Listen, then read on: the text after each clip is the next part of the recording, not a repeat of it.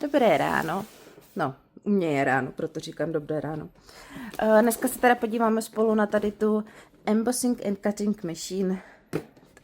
Je to vlastně takový přístroj manuální, který vám podle šablonky vycvakne, vyřízne určité tvary nebo prostě co tam do něj dáte. Možná už jste to někde viděli.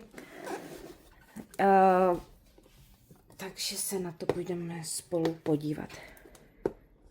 Tady ta mašinka je běžně docela drahá, ale v Actionu ji mají za nějakých 667. Takže jsem nad ní dlouho váhala, měli ji tam už před Vánocemi, ale je ta cena je na tady tu věc velmi dobrá, ale já prostě za sebe jako tolik nedám, když se znám prostě. Jo, 1000 milion rozdělaných projektů ale jinak je to běžně docela drahé. Tak, dám to bokem a půjdeme se dívat, co v té sadě máme. Nebo co tam budeme vytahovat. Tak, jako první tu předpokládám máme nějaké šablonky, to vám teda ukážu později. Ten přístroj je docela těžký na to, že je to kus plastu, ty prděle. Tak, ty šablonky a tady ty vlastně to, čím to vycvakáváte, ta předloha nebo ta šablona, tak ty se dají různě dokoupit. A vím, že v Actionu je právě měli je tam už dříve. Vím, že už před těma 3 rokama zhruba, když jsem tam nějak byla poprvé, nebo možná déle, to už je víc jak 3 roky, tak jsem se tam bavila s jednou slečnou a ona mi říkala, že tyhle šablonky jsou normálně docela drahé, ale že Action je prodává. A že měli kdysi i tady tenhle přístroj. Pak jsem ho tam fakt roky neviděla a až teď. Takže už kdysi ho měli a pak ho roky neměli, ale tady ty šablonky tam mají docela pravidelně. Tak, to je on. Co je super, tak vlastně funguje to manuálně, takže tam nepotřebujete žádný baterky. Je taková hezká kabelka, ale kdybyste tím někoho majzli po hlavě, tak ho to asi fakt jako hodně bolí, protože je to hodně těžké. Tak, zašroubujeme si tady tu tečku. Jo.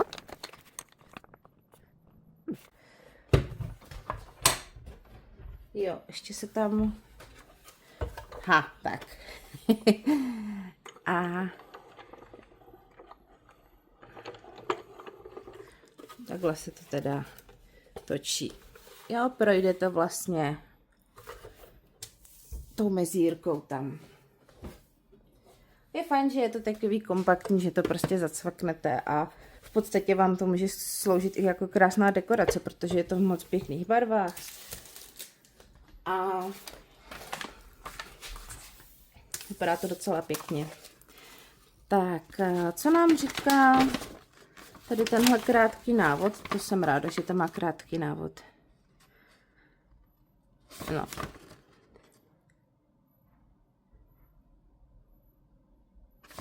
Dobře, takže jo, tady. Přístroj, pak tu máme teda vypsané, co to obsahuje. Na to bude asi nejlepší se podívat rovnou. Instalace, řezací matrice, embosovací šablona. Jo, tomu se říká embosovací šablona. Dobře, podíváme se tady na tu sadu, co tu vlastně máme.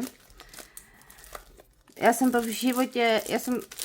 to hodně viděla na videích, ale nikdy jsem s tím nepracovala, takže ty komponenty jednotlivě pro mě budou úplná novinka. Máme tu nějaké plastové desky.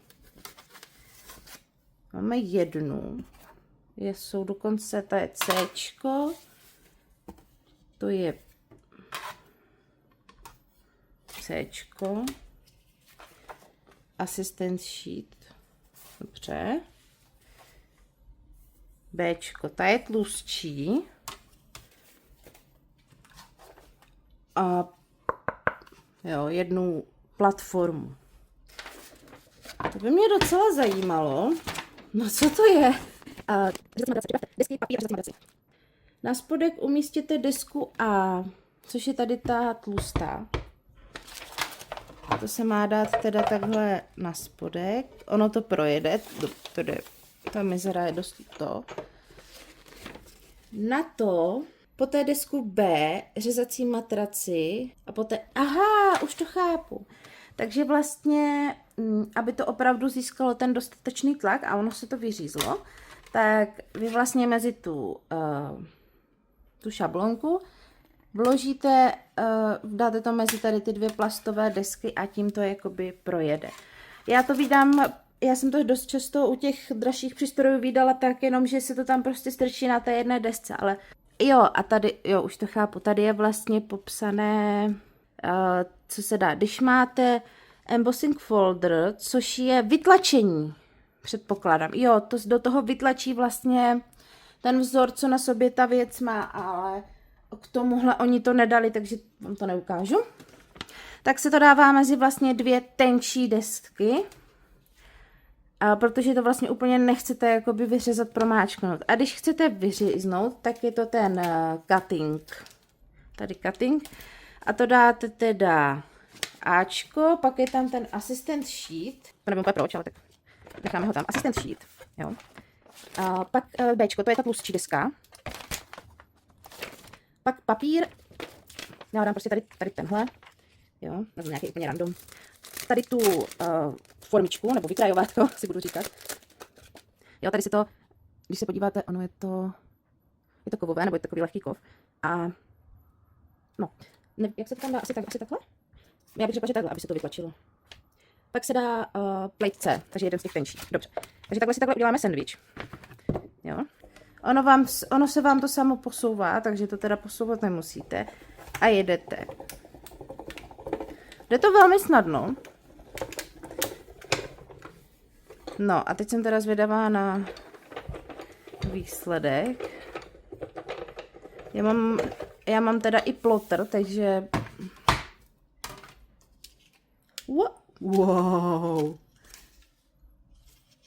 No ty brďo, drsný. Já samozřejmě nevím, jestli tohle je jakoby šablonka, která má být takhle u sebe, ale nevypadá to, že by měla jít rozdělat. Takže nám to vlastně vyřízlo tady takovéhle kytičky. No, k čemu je to dobré, ptáte se? Pardon. Je to dobré, když třeba vyrábíte přání. Jo, to je vlastně asi takové jakoby nejlepší příklad, když vyrábíte přání nebo různé takové věci, tak že právě často se k tomu používají tady ty věcičky. Takže já můžu říct, že jsem teda naprosto spokojená. 10 z 10, jo. Naprosto super, boží. Rozhodně doporučuji. Nemám teda zkušenost s ostatními dražšími stroji, ale akorát teda vidím, že se mi to protlačilo i tady do té B desky. A tak nevím, jestli jsem udělala teda jako dobře, jo, vidíte to. Jestli jsem to tam dala správně, ale počkejte. Papír a na to ten cutting die. Zkusíme to ještě s tvrdým papírem. Blbý je teda, že si tam nevleze A4 jako takhle, musíte to prostě... Zkusíme to teda ještě jednou. Takže Bčko, takhle, ten cutting, Bčko. Tady je vlastně dobrý, že vy si to můžete uspůsobit tomu, jestli jste pravák nebo levák.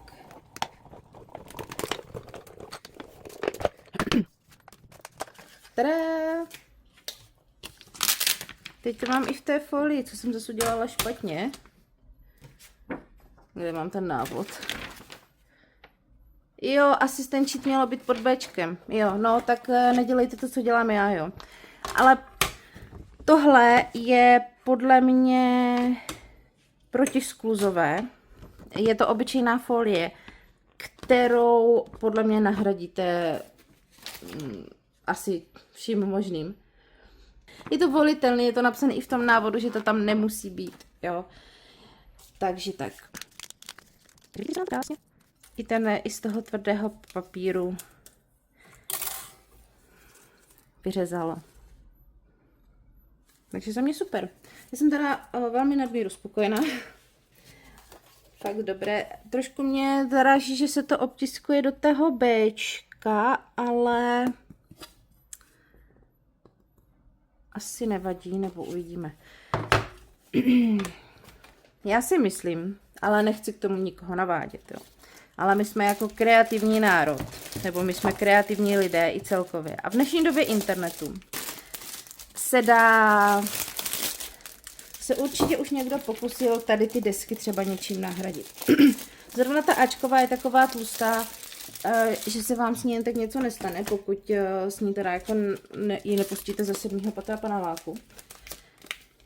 Ale když bych dala třeba příklad, pokud znáte plotry, tak tam vlastně dáváte ten papír na takovou lepivou podložku. No a já mám doma jednu. A už kolikrát se stalo, že jsem ji nemohla najít. Tak jsem to prostě dala na zalaminovaný list papíru a jenom jsem to tam, buď jsem to tam přidržela, záleží, co na tom bylo, co jsem potřebovala vyřezat, anebo jsem to tam lehce přilepila izolepou. A fungovalo to úplně stejně. Jo, ta tloušťka byla cca stejná, takže předpokládám, že už někdo i přišel na to, čím nahradit třeba tady tyhle desky. Uvidíme, já se třeba podívám, kdyby se vám s ní něco stalo. Nebo nevím úplně, jestli k tomuhle jsou náhradní komponenty, jako myslím ty desky.